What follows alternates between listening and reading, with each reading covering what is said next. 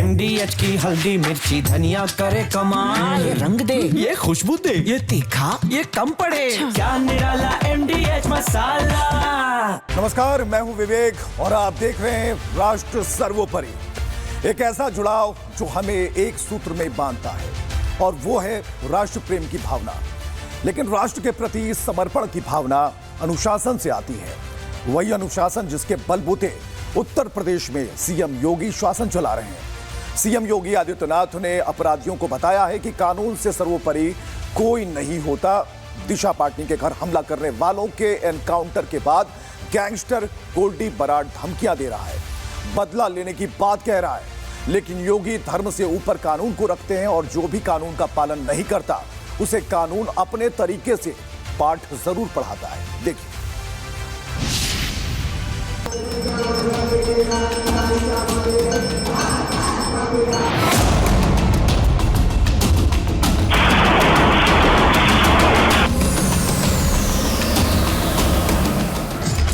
ये उत्तर प्रदेश है जहां न करोड़ों सनातनियों के आस्था से कोई समझौता हो सकता है और ना ही लॉ एंड ऑर्डर से खिलवाड़।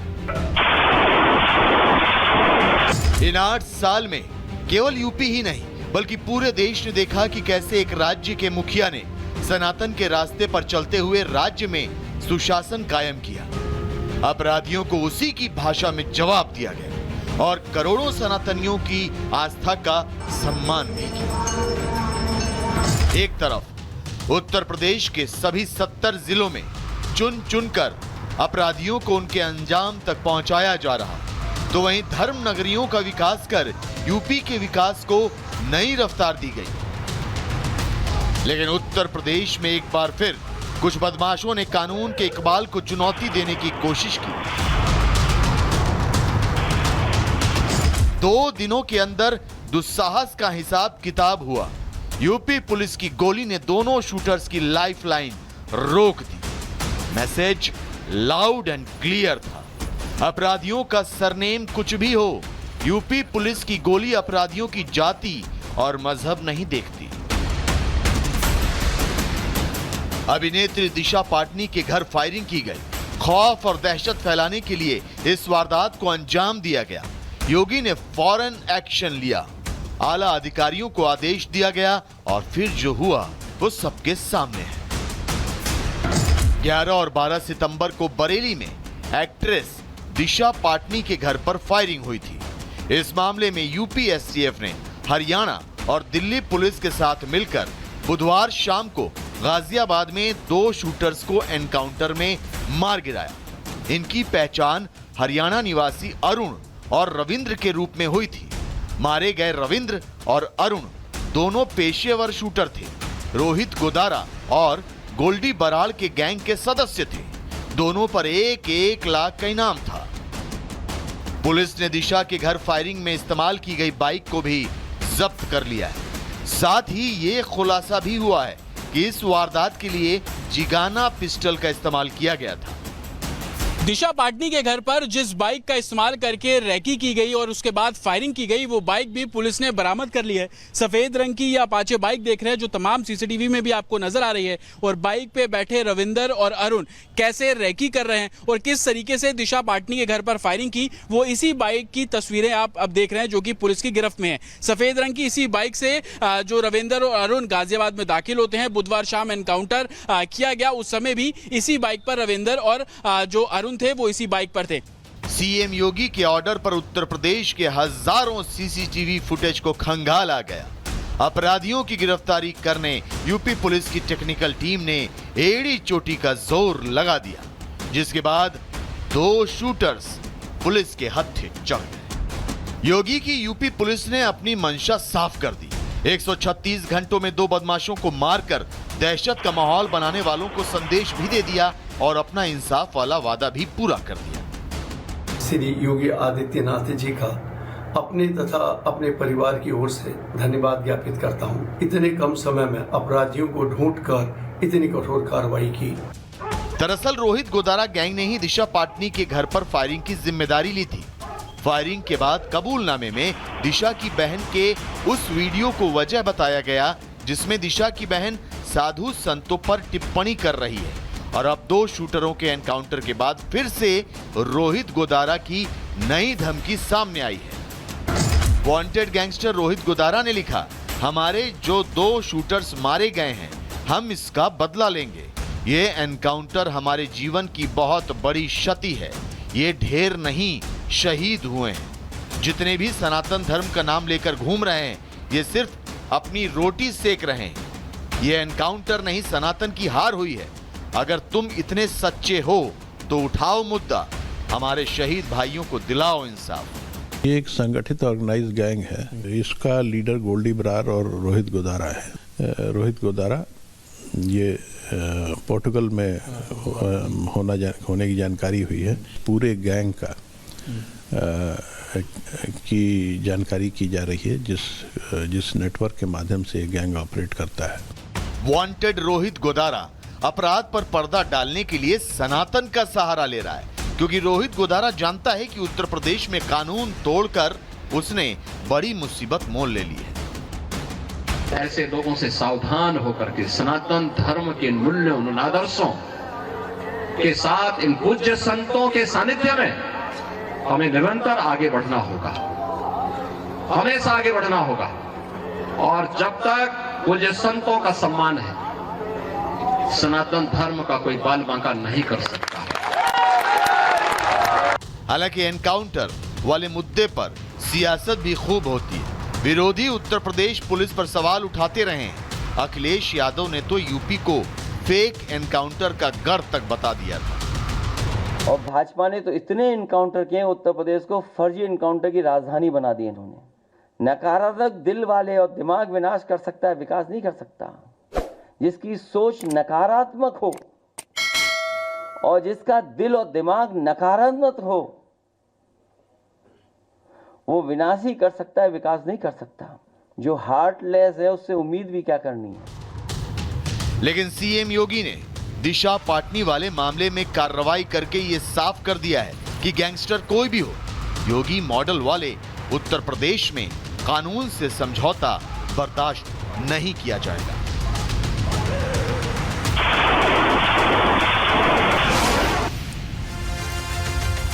नरेंद्र मोदी को प्रधानमंत्री बने 11 साल हो गए, लेकिन देश के लिए काम करने का जो जज्बा है, ऐसा है बिना रुके बिना थके अनवरत काम किए जा रहे हैं।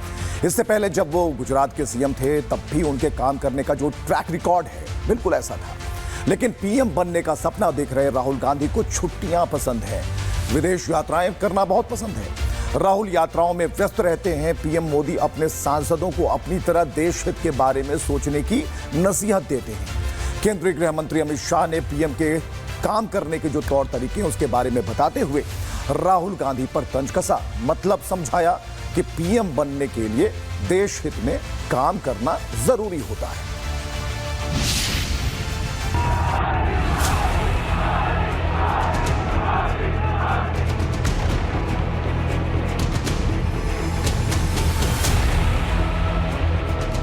छह माह के अंदर ही विदेश न जाए तो उनको रात में नींद नहीं आती है।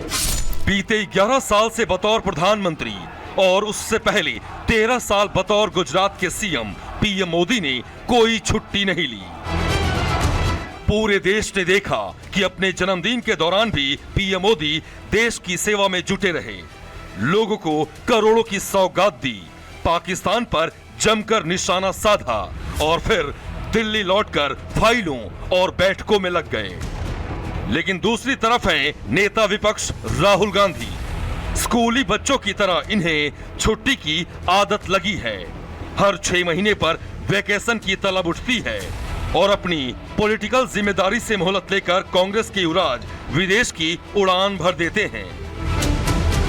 विदेश घूमने की लत ऐसी कि सुरक्षा एजेंसियों को इसकी जानकारी तक देना जरूरी नहीं समझते। दरअसल राहुल गांधी पर सेंस ऑफ इंटाइटलमेंट यानी अधिकार की भावना कुछ इस तरह हावी है कि वो हर बार ऐसी गलती कर बैठते हैं। और आज अमित शाह ने बिहार से इसी मुद्दे को लेकर राहुल गांधी को घेरने की कोशिश की। कुछ नेता है 6 माह भी नहीं होता है, गर्मी बढ़ जाती है, तुरंत विदेश दौरा करने के लिए चले जाते हैं और फिर वापिस आते हैं। जानते हो ना भाइयों बहनों, और दूसरी ओर नरेंद्र मोदी जी है जिन्होंने जीवन में हमेशा अपने से पहले देश के बाद पार्टी के बाद कार्यकर्ता और उसके बाद देश का भला अपना और परिवार का कभी विचार नहीं किया।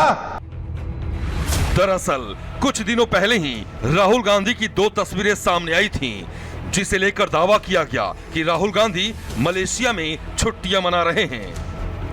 एक तस्वीर में राहुल गांधी शॉर्ट्स में एक कतार में खड़े नजर आ रहे हैं, तो दूसरी तस्वीर में राहुल गांधी विदेश की सड़कों पर स्कूटी चलाते दिख रहे हैं। जिस वक्त राहुल गांधी की ये तस्वीरें सोशल मीडिया पर सामने आई, उस वक्त रविवार के दिन पीएम मोदी सांसदों की क्लास ले रहे थे। आखिरी कतार में बैठकर अपने सांसदों का हौसला बढ़ा रहे थे। राहुल गांधी पर अमित शाह के ये आरोप यूं ही नहीं लग रहे हैं। दरअसल 13 दिनों तक राहुल गांधी बिहार में वोट अधिकार यात्रा लेकर निकले थे। चुनाव आयोग से फटकार के बाद भी जमकर अनाप शनाप आरोप लगा रहे थे और उसके बाद बिना सुरक्षा एजेंसियों को बताए विदेश की यात्रा पर निकल गए। राहुल गांधी स्वयं ही बार बार सिक्योरिटी प्रोटोकॉल तोड़ते हैं विदेश जाते वक्त, तो कुछ सवाल निर्माण होते हैं। ऐसी कौन सी बात है विदेशों में जो आप अपनी सिक्योरिटी को भी ट्रस्ट नहीं करते और उनके प्रोटोकॉल्स को तोड़ते हैं और आप चले जाते हैं विदेश में? विदेश से कुछ मटेरियल आ रहा है, विदेश से कोई कंटेंट आ रहा है, विदेश से कोई ऐसी बातें या मुलाकातें हो रही है जिसका इस्तेमाल भारत में किया जा रहा है। हाल ही में राहुल गांधी को लेकर सीआरपीएफ ने एक चिट्ठी लिखी थी, जिसमें बताया गया कि बीते 9 महीनों में 6 बार सिक्योरिटी ब्रीच कर विदेश दौरे पर गए। इन विदेश दौरों को सुरक्षा एजेंसियों को बिना बताए किया गया, जिससे सुरक्षा एजेंसियों को बड़ी दिक्कतों का सामना करना पड़ा। अब आपको राहुल गांधी के विदेश दौरे को विस्तार से बताते हैं। 30 दिसंबर 2024 से 9 जनवरी तक नए साल पर इटली का दौरा किया। दूसरा 12 से 17 मार्च तक वियतनाम का दौरा। तीसरा 17 से 23 अप्रैल तक दुबई का दौरा। चौथा 11 से 18 जून तक कतर के दोहा का दौरा। पांचवा 25 जून से 6 जुलाई तक लंदन का दौरा। और छठा 4 से 8 सितंबर तक मलेशिया का दौरा। राहुल गांधी जब विदेश दौरे पर थे तब देश में उपराष्ट्रपति का चुनाव चल रहा था, लेकिन राहुल गांधी के लिए विपक्ष की एकजुटता से ज्यादा जरूरी विदेश की छुट्टी थी। वहीं इसी चुनाव के दिन पहले पीएम मोदी ने संसद पहुंचकर वोट डाला और उसके बाद पंजाब और हिमाचल में बाढ़ प्रभावित इलाकों का दौरा किया। लेकिन बतौर नेता विपक्ष राहुल गांधी को ये जरूरी नहीं लगा। अमित शाह बीते कई दशकों से प्रधानमंत्री मोदी के साथ काम कर रहे हैं। उन्होंने आज बिहार में न केवल राहुल गांधी की छुट्टियों को लेकर निशाना साधा, बल्कि बताया कि कैसे बीते कई सालों से पीएम मोदी ने बिना छुट्टी के ही पहले गुजरात और अब देश की सेवा कर रहे हैं। मोदी जी विश्व भर में एकमात्र नेता ऐसे हैं जो लगातार 24 साल तक या तो राज्य के मुखिया रहे या देश के मुखिया रहे, और मैं 24 साल से भी ज्यादा समय से इनके कार्यकर्ता के रूप में इनके साथ काम कर रहा हूं। ये 24 साल में बिहार वालों एक भी दिन ऐसा नहीं है जब मोदी जी ने छुट्टी ली हो, वैकेशन मनाया हो। जाहिर है पीएम मोदी देश सेवा और राष्ट्र के लिए समर्पित हैं। शायद यही वजह है कि बीजेपी का विजय रथ राज्य दर राज्य विजय पताका फहरा रहा है, जबकि राहुल गांधी को जनता तो दूर उनके सहयोगी भी नेता मानने को तैयार नहीं है। Bureau report, Republic Bharat. तो सवाल है कि राहुल गांधी नेता कैसे बनेंगे? अगर छुट्टियों पर जाएंगे तो देश के बारे में कौन सोचेगा? अगर मजबूत विपक्ष होगा तभी सरकार बढ़िया चलती है। अभी एक दिन पहले की बात है जब जैश का खूंखार कमांडर खून के आंसू रो रहा था, पूरी दुनिया को बता रहा था कि कैसे ऑपरेशन सिंदूर में मसूद अजहर का पूरा कुनबा उजड़ गया। लेकिन अब जैश से जुड़ी खबर खुलासे के तौर पर सामने आई, जिसके तहत पीओके में 313 आतंकी मदरसों को खोलने की प्लानिंग है, जहां आतंकी पाठशाला लगेगी, जहां कलम की जगह बंदूक और बारूद की ट्रेनिंग दी जाएगी। लेकिन अगर गलती से भी भारत की तरफ बारूद का इस्तेमाल हुआ तो फिर पाकिस्तान उस आग में खाक हो जाएगा।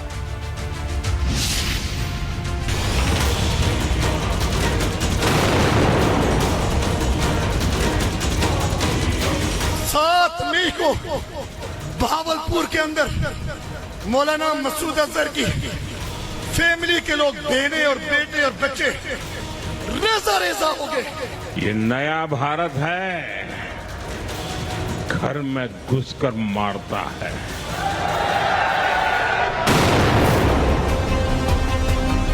ऑपरेशन सिंदूर में आतंकी ठिकाने नेस्तनाबूद हो गए और अब पाकिस्तान में बैठे दहशतगर्द फिर से टेरर कैंप के लिए सीमेंट और ईंट का इंतजाम करने में जुट गए हैं। एक तरफ पाकिस्तान की सेना और सरकार आतंकियों की फंडिंग कर रही है, तो वहीं विदेशों से मिलने वाली मदद भी आतंकियों के खाते में ट्रांसफर हो रही है।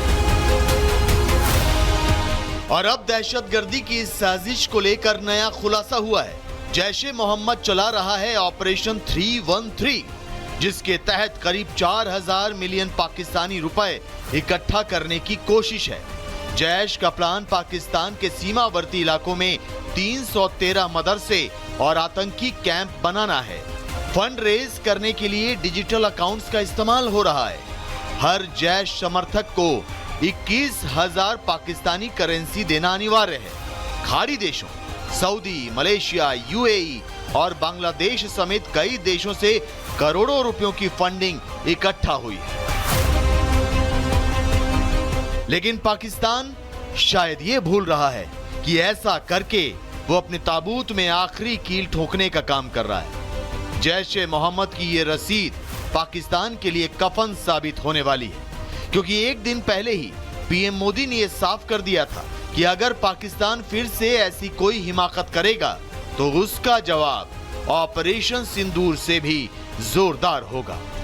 पाकिस्तान से आए आतंकियों ने हमारी बहनों बेटियों का सिंदूर उजाड़ा था। हमने ऑपरेशन सिंदूर करके आतंकी ठिकानों को उजाड़ दिया है। अभी कल ही देश और दुनिया ने देखा है, फिर एक पाकिस्तानी आतंकी ने रो रो कर अपना हाल बताया। ये नया भारत है, घर में घुसकर मारता है।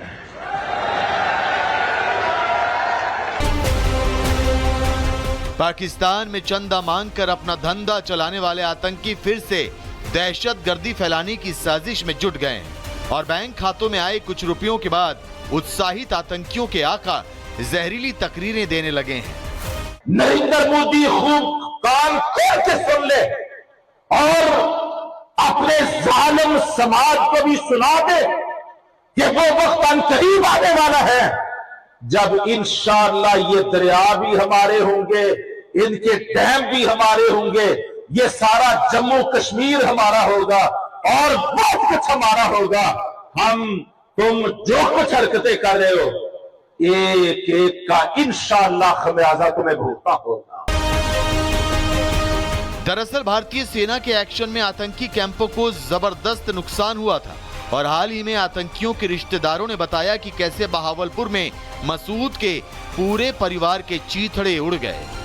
सब कुछ कुर्बान करने के बाद 7 मई को बहावलपुर के अंदर मौलाना मसूद अजहर की फैमिली के लोग, बहने और बेटे और बच्चे रेजा रेजा हो गए, टुकड़ों में तकसीम हो गए।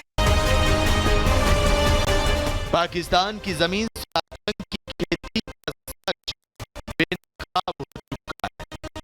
जैश आतंकी मसूद इलियास ने कबूला है कि भारत की कार्रवाई में न सिर्फ जैश का नेटवर्क ध्वस्त हुआ, बल्कि जैश सरगना आतंकी फिर से सिर उठाने की कोशिश में लगे हैं। लेकिन ये साफ हो चुका है कि अगर इस बार पाकिस्तान आतंक का इस्तेमाल भारत के खिलाफ करेगा तो पाकिस्तान का एक हिस्सा हमेशा हमेशा के लिए दुनिया के नक्शे से गायब हो जाएगा। Bureau report, Republic Bharat. और चलिए आगे बढ़ते हैं। ट्रंप के टैरिफ को लेकर एक बड़ी खबर सामने आ रही है। खबर है कि अमेरिका ने भारत पर जो अतिरिक्त 25% टैरिफ लगाया था उसे वो अब जल्द ही हटा सकता है। और इसके पीछे भारत और अमेरिका के बीच ट्रेड को लेकर जारी बातचीत और भारत की सफल कूटनीतिक प्रयास माने जा रहे हैं।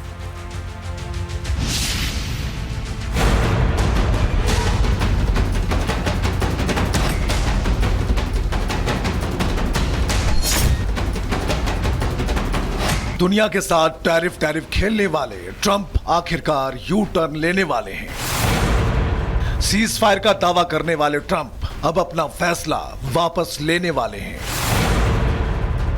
मैं 100 दिनों के अंदर व्हाइट हाउस का फरमान वापस ले लिया जाएगा और भारत पर लगा अतिरिक्त 25% का टैरिफ कम किया जाएगा। और अगर ऐसा होता है तो ये पीएम मोदी और न्यू इंडिया के डिप्लोमेसी की बड़ी जीत होगी। ट्रंप बार बार टैरिफ की धमकी तो दे रहे थे, लेकिन बीते कुछ दिनों से ट्रंप ने इशारा कर दिया था कि भारत से कमजोर होते रिश्ते अमेरिका के लिए बड़ी हार है। ट्रंप का यह हृदय परिवर्तन एक दिन में नहीं हुआ। पीएम मोदी के साइलेंट डिप्लोमेसी ने अमेरिका को सबसे अधिक बेचैन किया, जिसके बाद पहले ट्रंप ने भारत में अपना नया दूत भेजा, फिर ट्रेड डील पर बातों में तेजी आई और फिर टैरिफ पर बैकफुट का इशारा कर रहे हैं। पीएम मोदी ने इस दौरान बार बार स्वदेशी पर जोर दिया, ट्रंप से बात बंद कर दी, जिनपिंग से मिले और टैरिफ पर कुछ नहीं कहा। ट्रंप को लग रहा था कि टैरिफ वाली धमकी के आगे भारत सरेंडर कर देगा, लेकिन पीएम मोदी ने आपदा को अवसर में तब्दील किया।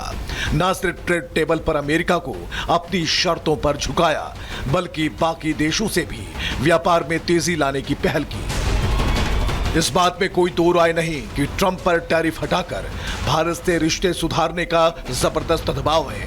इसलिए ट्रंप के सलाहकार अब भारत से रिश्ते सुधारने में लगे हैं, जिसे लेकर भारत अपनी शर्तों पर डील कर रहा है। अब आया असली स्वाद। अब आया स्वाद। जब स्वाद के पड़े हो लाले तो MDH का चंकी चाट मसाला डालें। MDH का चंकी चाट मसाला। MDH